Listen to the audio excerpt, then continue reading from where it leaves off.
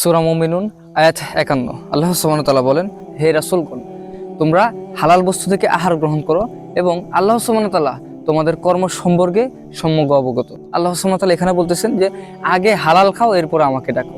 এরপর আল্লাহ সুবহানাহু ওয়া তাআলা আরেক জায়গায় বলতেছেন, সূরা বাকারার 172 নম্বর আয়াত। আল্লাহ সুবহানাহু ওয়া তাআলা কি বলতেছেন এখানে? আল্লাহ সুবহানাহু ওয়া তাআলা এই আয়াতে বলতেছেন, হে ঈমানদারগণ, তোমাদেরকে যে আমি পবিত্র রিজিক দিয়েছি তার থেকে তোমরা তোমাদের রিজিক গ্রহণ করো এবং আল্লাহ সুবহানাহু ওয়া তাআলার শুকরিয়া আদায় করো।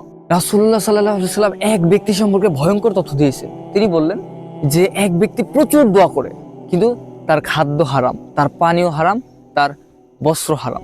তার দোয়া কিভাবে কবুল হয়?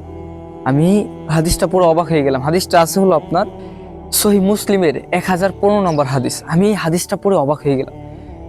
এক ব্যক্তির দোয়া কিভাবে কবুল হতে পারে যার খাদ্য হারাম, তার বাসস্থান হারাম, তার খাবার হারাম, তার বস্ত্র হারাম, এগুলো হারাম।